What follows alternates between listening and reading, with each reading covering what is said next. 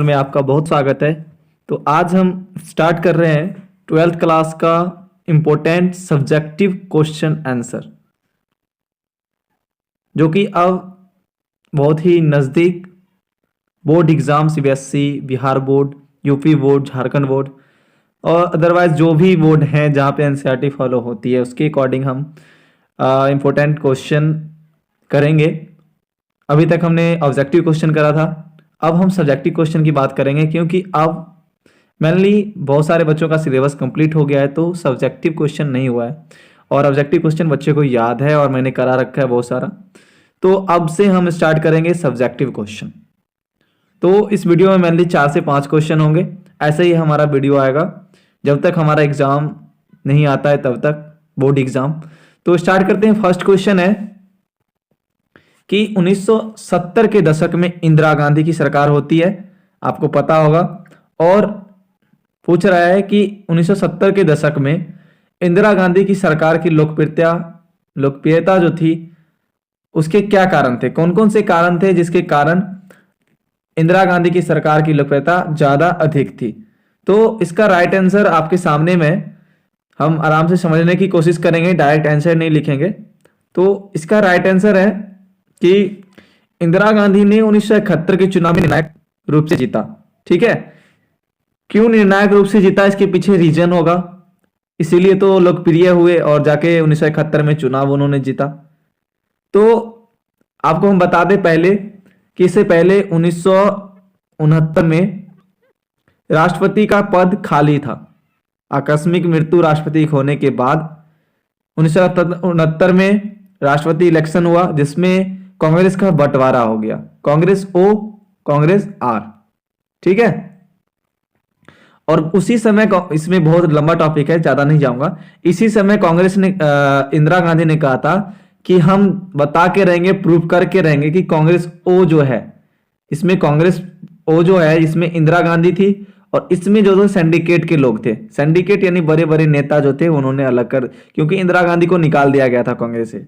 ठीक है, तो इंदिरा गांधी ने कही हम प्रूफ कर देंगे कि कांग्रेस ओ जो है वह रियल में कांग्रेस पार्टी है, ओरिजिनल कांग्रेस पार्टी कौन है, कांग्रेस ओ।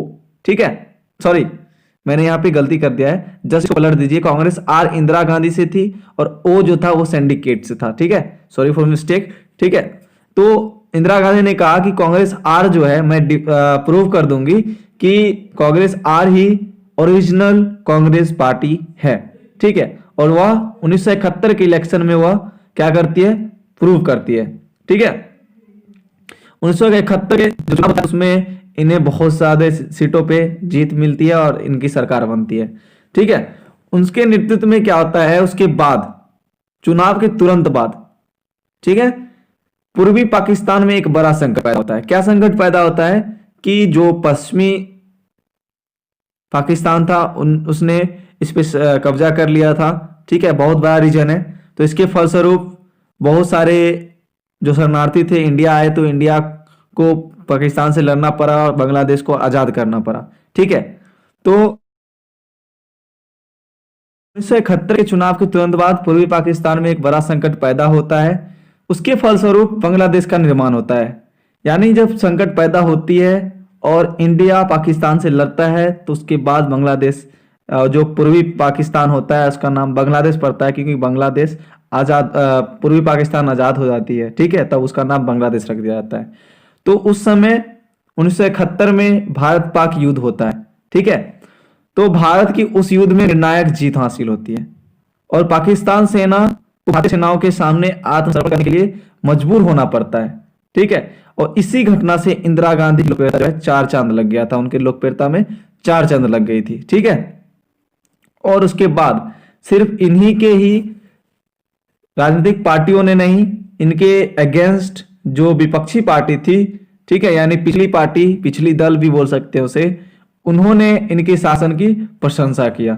ठीक है, चलते हैं नेक्स्ट क्वेश्चन पे। अगर हमारे चैनल पे नए हो तो चैनल को जरूर सब्सक्राइब कर लेंगे।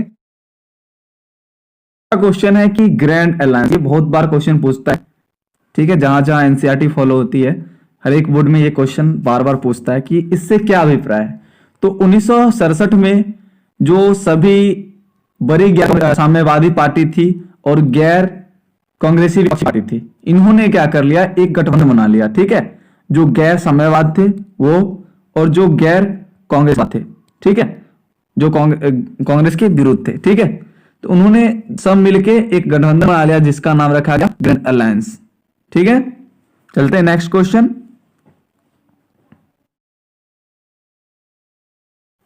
तो थर्ड क्वेश्चन है कि भारतीय चुनाव आयोग की स्थापना कब हुई थी, ठीक है, और उसका प्रथम मुख्य आयुक्त जो थे वह कौन थे, ठीक है।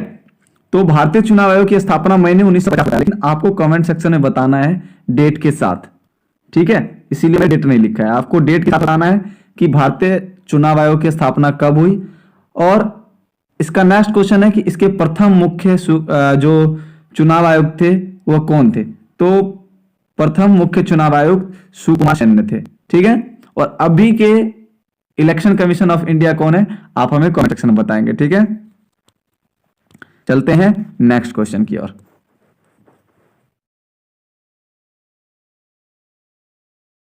Next question, fourth number question है कि भारत जब स्वतंत्र हुआ उस समय देश के समक्ष क्या वो स्वतंत्र होने के बाद से संपन्न हो गया था, हर एक चीज से संपन्न हो गया, आराम से जिंदगी भारत का चलने लगा, क्या उनके सामने कोई भी लक्ष्य नहीं थी, क्या कोई भी चुनौतियां नहीं थी जिसको सुधारने थे। हाँ, बहुत सारी चुनौतियां थी। तो वही पूछ रहा है कि भारत की स्वतंत्रता के समय देश के समक्ष आई किन्हीं दो चुनौतियों का उल्लेख कीजिए। तो दो चुनौती की जगह मैंने तीन चुनौती बता दिया है, ठीक है, आप ध्यान से समझेंगे।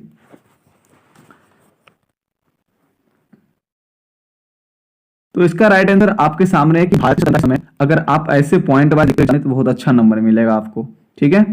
तो समय दो चुनौतियां निम्नलिखित, मैंने तीन लिखा है, मैंने यहाँ पे दो ही लिखा है, ठीक है। चलो, पहला चुनौती क्या था कि भारत में आपको पता है कि हिंदू, मुस्लिम, सिख, ईसाई जितने भी बहुत सारे धर्म के लोग, काले, गोरे, नीले, पीले, हीरे, जो भी बोल सकते हैं आप, सभी तरह के लोग यहाँ पे रहते थे, ठीक है।